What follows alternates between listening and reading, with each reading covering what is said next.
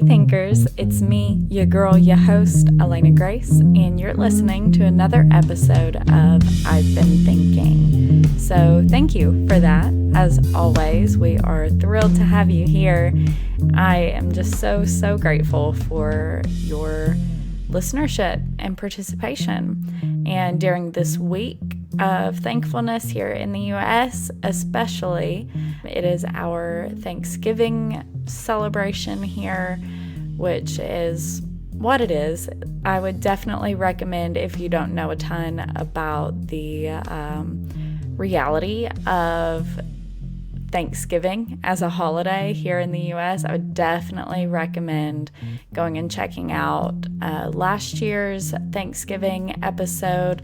It was called Truthsgiving. I can't remember off the top of my head what episode number that was, but November of 2021, Truthsgiving episode. It was really thoughtful and well-researched. Now, today's episode is a little bit of a different vibe. I didn't do a historically inclined episode this year. I don't know, just wasn't in the mood for it, to be honest. But what I did bring you is a really interesting interview with an author and therapist that I get to work with sometimes here in Florida, but she is also a fellow Kentuckian. So that is just like, that's been like the funniest thing, realizing that. And you can hear us talk a little bit about it in the episode. But Eliza is her name, and she is here today to talk to us about the series of books that she wrote to help young people, specifically like around middle school-ish age.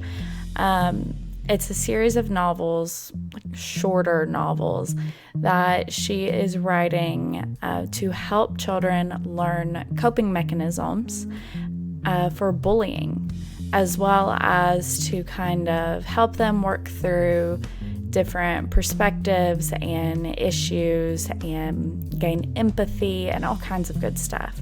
So these are really awesome books. Eliza is very thoughtful with how she goes about each and every one of them, and she really draws on her own experiences being bullied, as well as what she has learned as a therapist and how she has grown and developed and seen other people grow as well. So really interesting, and again, really thoughtful.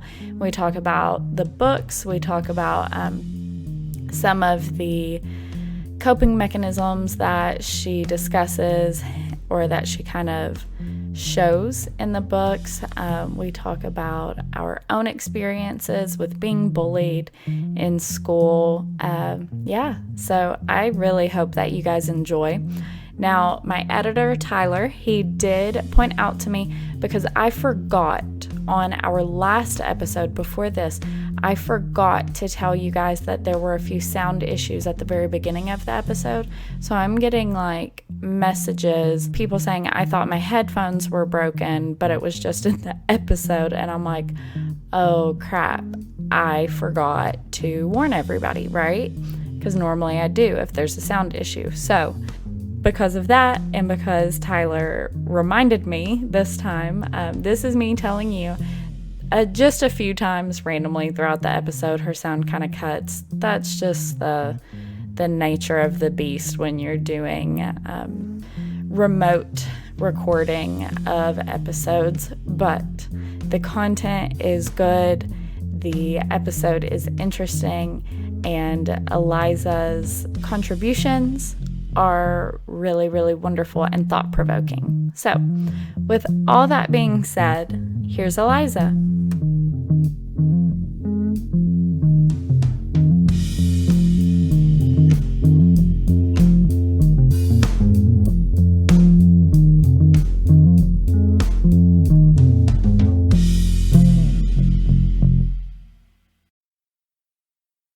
Hello everybody, my name is Eliza Scalia. I am a therapist and the author of the Adventures of Silverdove series. And Eliza and I met at the art gallery that I manage here in Florida. She is one of our local artists there, but funny enough, she's also from Kentucky. Yep, bit ironic. Right? Like the world is so small, honestly. And you and I even both went to Eastern Kentucky University at one point or another. So that was just hilarious to me when I realized I was sending her an email one day for something at the gallery, and I was like, hold up, this is an Eastern Kentucky University email address. So that was so crazy to realize that. It truly is a small world. It really, really is. And the more you travel and go around and meet people, obviously, the smaller and smaller it gets. Oh, that is very true. I've done quite a bit of traveling and the world just seems smaller each time. Oh my gosh, each time. So, we're here to talk about your book series, The Adventures of Silverdove, but also what brought you to writing that series. And this is a really important and poignant topic for a lot of people. So, I'd love for you to tell us a little bit about what the series is about and addressing and why you came to write it. Well, the Adventures of Silverdove series is a children's chapter book series all about superheroes as well as bullying. The way that the bullying is brought out in the series is that the main villain, he is called the Crow. He has multiple powers, but his biggest one is that he can give other people superpowers. And so he decides, since I've been bullied and picked on my entire life, I'm gonna make that stop for everybody by making everyone so afraid to pick on each other that it'll stop. So he gives superpowers to the other bullied kids so that they can get revenge. But he's the villain of the series, the one that gives these kids these superpowers? Yes. Yes, he definitely is. That's so interesting. I think that is a really, really cool take on what typically that would be considered like empowerment to, stand up for yourself, to exact revenge or whatever. So I think that's a really interesting take that the person who gives them these powers to stand up for themselves is the villain. Well, the main issue is that most people don't realize there is only a very, very thin line between standing up for yourself and getting revenge on someone. Yeah, I think you're exactly right about that. That is really awesome that you're encouraging kids and ultimately parents also to think about that thin line and kind of what I guess the difference is. That's really going to encourage some critical thought between standing up for yourself and finding empowerment and becoming a bully yourself. Yes, because one thing that a lot of people haven't realized is that the times when he gives these people superpowers is actually a metaphor for something. It is a metaphor for school shootings and other events like it. Okay. Because if you stop and think about it, they're suddenly being given some kind of power that can be violent towards others, same as if a school shooter picks up a gun and decides to bring it to school. And that has now become a very common thing within our culture. For example, when I was first growing up, my generation was the first ones to start having active shooter drills. Right, yeah, I'll never forget those. Yeah, and thing is that as the series goes on, they start having something nearly identical to those within the series, since this is set in a public high school. Oh, interesting. I love how vague you're keeping it, too. Yep, in this they call it a crow drill. A crow drill. I did it exactly the way that I remember we did our active shooter drills. So they all just had us lock the door, just go into a corner all in a group huddle, and just stay there and wait quietly. Right. And just like when we did that in school, the kids in the series make fun of it. It's like, you can hear them whispering to each other, "This isn't gonna help. This is just making it easier." Right. And they even mention this as well, is like, they're just trying to make us feel safer when we already know we're not. Oh, that's so interesting that you brought that very specific memory for so many of us and you put that into the book in that way. That's really interesting. Okay, I'm super, super excited to get more into those and maybe even read one myself because I've not actually read one like all the way through. I've read bits and pieces, you know? Yeah, sometimes it takes effort to try and sit down and read something when life is so busy. Oh, for sure. For sure. I can't tell you the last time I actually read an entire book cover to cover in one, like, even in one, like, go, not necessarily one day, but anyway, it's been a while. Yeah, same. I want to get back into reading again. I do More. too. I do too, for sure. Well, so what brought you to writing these books? Because, and we've talked about this a little bit off the air, but for the listener, what brought you to this point? Well, starting from when I was very little, I was bullied very consistently by practically everybody in my life.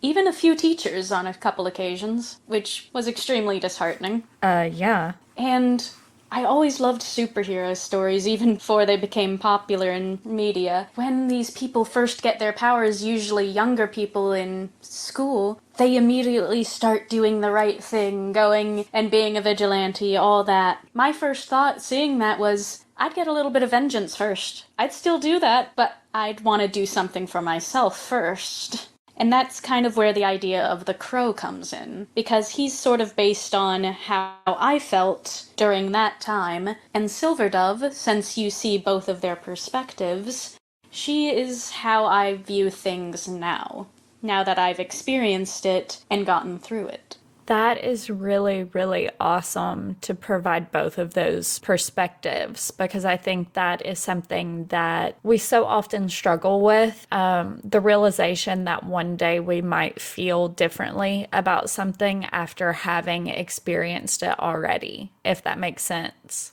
Yes, because that I am a therapist, and what I wanted to show is a healthy mind who has worked through their issues and one who is still going through it, so that you can see both perspectives.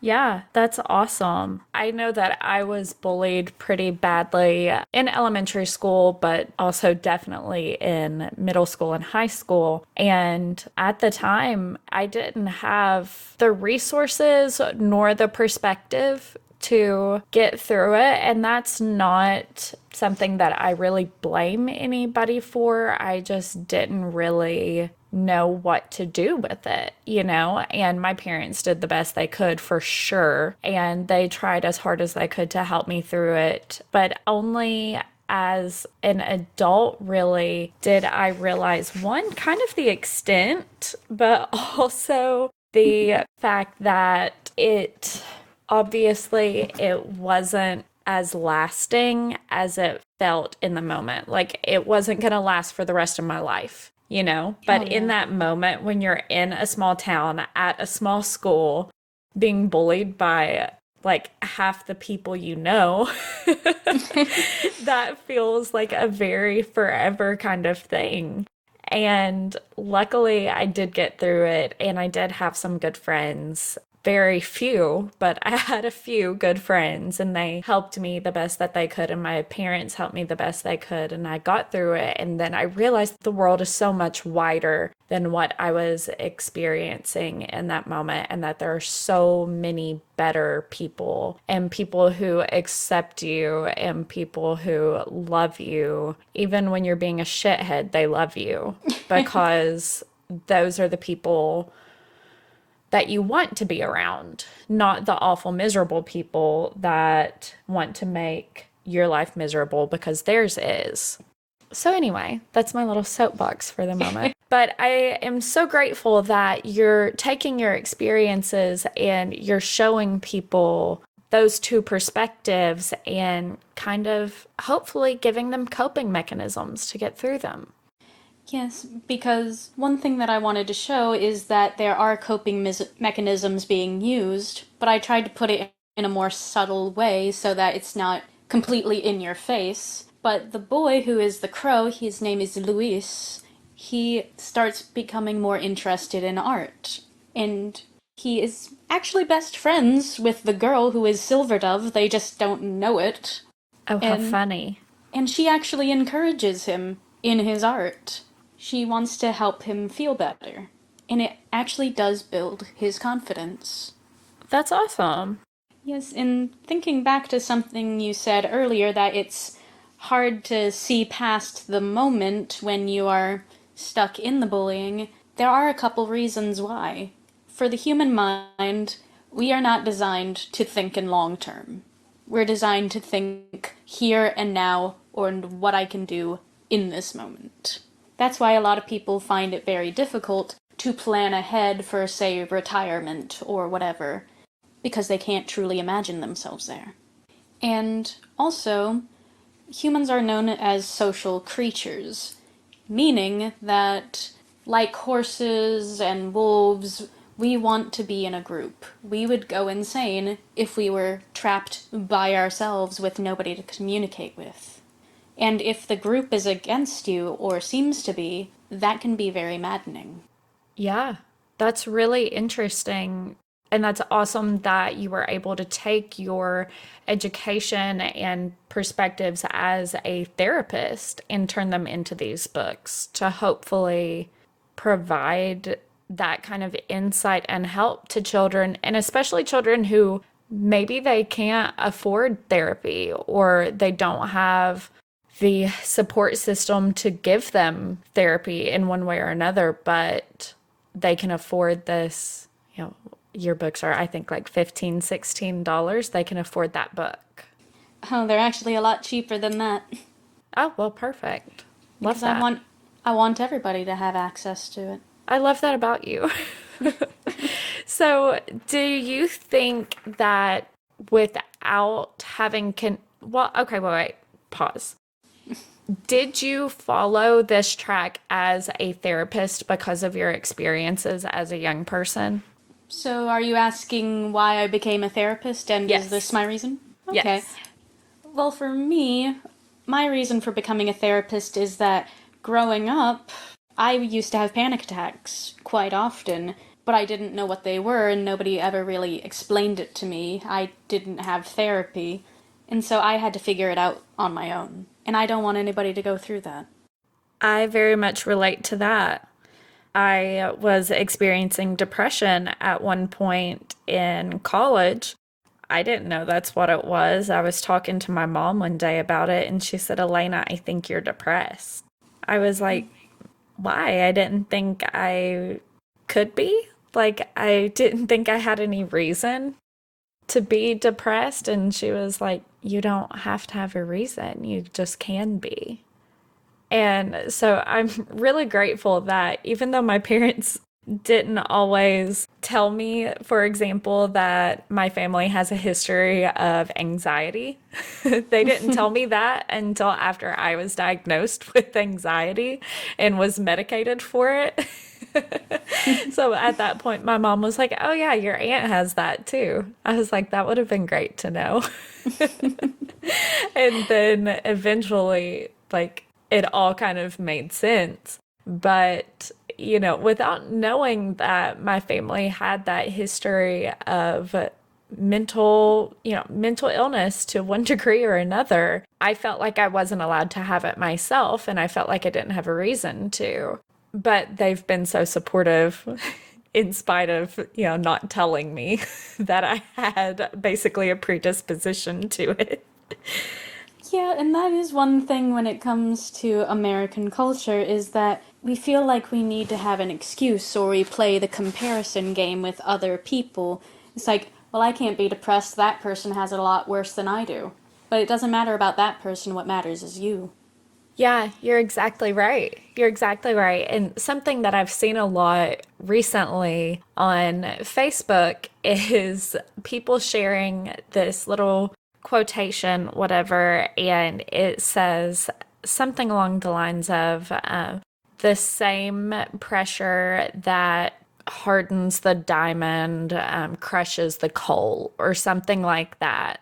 It's something along those lines. And basically, what it means is what you're going through might make you stronger, but it might ruin somebody else. And it might be the same exact thing, but it is entirely dependent upon who that person is and not what they're going through, like specifically. So it's just, it's something that might seem easy and normal to you might be the end of the world to somebody else. And that's not a bad thing, but that's just how it is.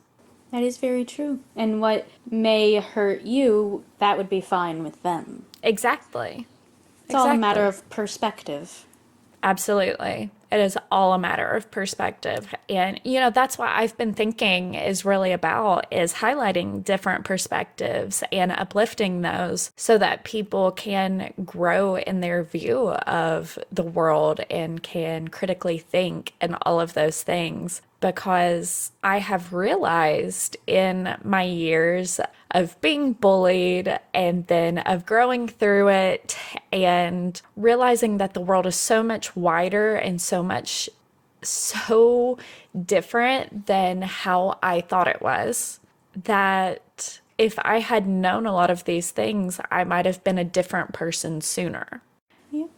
And I want to help other people grow and give them the resources to understand that the world maybe isn't as small as they think it is, even though we were just talking about how small it is. It's not as small in experience as we tend to think that it is. Yes, we tend to view where we live as our entire world. Mm-hmm. When one day we have the option of getting away. Exactly. And, the both of us growing up in Appalachia and having some similar small town experiences and similar experiences to the same kinds of people, I think that is really telling that we both came to this kind of point where we want to help others. Sometimes when you have the greatest difficulties growing up, you can empathize with it a bit more. And so you want to help people so they don't have to go through the same thing. Exactly. So you said that you became a therapist because you realized ultimately that you were having panic attacks and feeling anxiety and you didn't know what that was. So at what point, I guess, did you decide that you were going to start being an advocate for bullying and for coping with that? I guess it sort of came when I started getting the idea for these books, because it kind of happened all at once. My first idea came with the idea of what the crow is. Just somebody trying to give people vengeance. Because that's what most people want in life. But it never really gives us what we truly desire. We just think it does. Right. Like, I've done a few things simply for petty vengeance, but it didn't really make me happy in the end. Right. Like, for example, there was a guy who was sexually harassing me in my freshman science class, and the teacher never did anything about it. And one day, his friends were trying to convince him to kiss me, and so he leaned in close and I punched him in the throat. That was near the end of the school year, and so he never messed with me after that. But at the very beginning of my sophomore year of high school, he and I just magically were next to each other in the lunchroom line, and right when I was about to leave the line, I just wanted to have one last bit of pettiness towards him. And so I asked him, "So has anybody punched you in the throat yet this year?" And he just looked very surprised and said, "No." "Well, that's too bad then." And I walked away. Not too long ago, I realized he is dead. Oh. And I've never really gotten an exact answer because I didn't really know anybody who was close to him, so I couldn't really ask. But I believe it was suicide. So I may have hurt somebody who was already hurting. Yeah. That is really hard to realize, I think, that the people who hurt you tend to be hurting themselves as well. And it's so hard to have that perspective of, this person might be doing something really awful to me, but what if they're doing it to try to cope with their own pain? And my thoughts are always, even if you're in pain, even if you're trying to get through something yourself, you really shouldn't treat people badly. Like, that is not an excuse, but it is still something that happens. I tried to illustrate that in my books as well, because there are a lot of nameless faces that do bully a lot of the people there, but there are two main bullies within the series. I wanted to have them as both a boy and a girl to kind of display how differently boys and girls bully each other.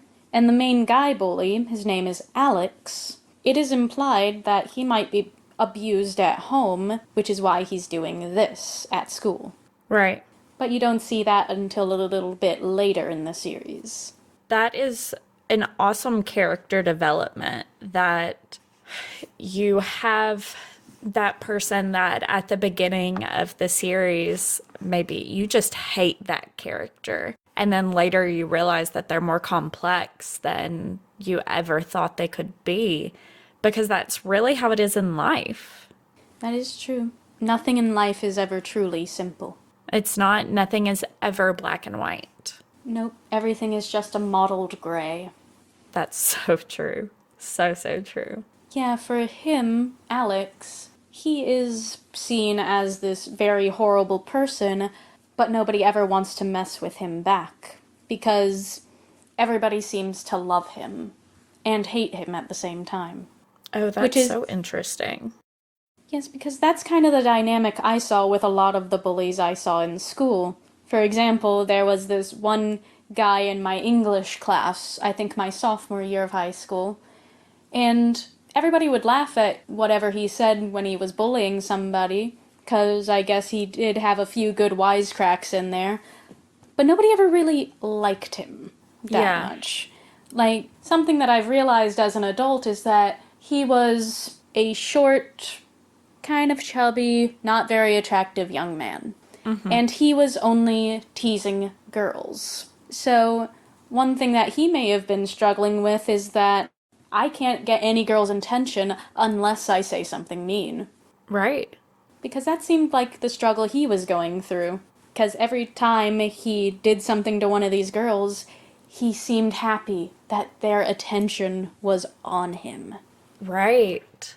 Yeah, that's a really interesting perspective. Just in the same way that somebody might realize as an adult that the way they were getting attention from anybody in their life was, not the right kind of attention, but it was attention nonetheless, and it fed their need for it as an adolescent.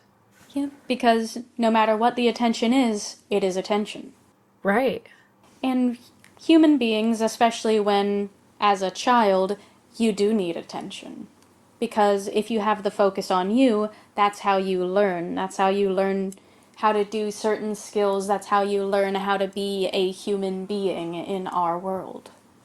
If you don't have anybody there giving you attention, teaching you these things, you might not be a person you want to be or the world wants you to be. And that's where a lot of the issues with neglect comes in.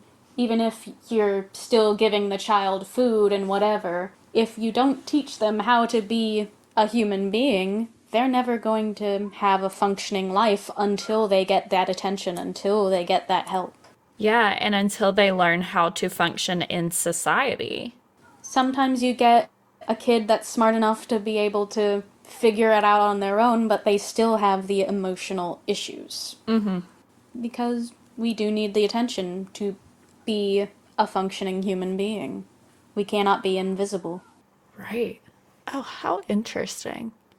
And that's one thing I tried showing with Luis as well. He isn't neglected, it's just that both of his parents are dead and he's being taken care of by his uncle. And his uncle just owns a little antique shop. He's trying so hard just be able to afford them being alive. He doesn't have time to give the attention he needs. Right.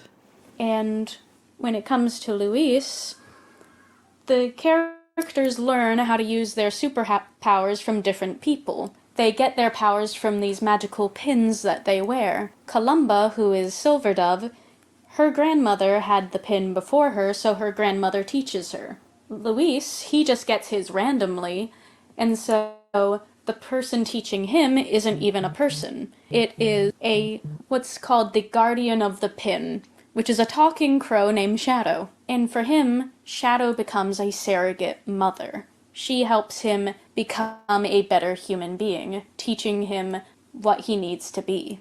Okay, very cool. And me being a therapist, one thing I did with Shadow is that when she talks, a good portion of it is designed to sound like a therapist. Even cooler.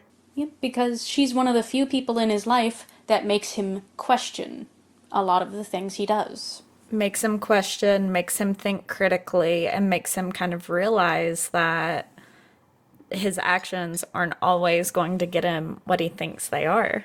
Exactly. But just like with human beings, we have what's called cognitive distortions, which I can go into about a 20-minute discussion about. But the simplest way to explain it is human beings lie to themselves. Yeah. There are many kinds of cognitive distortions, but they all can be summed up as you lying to yourself.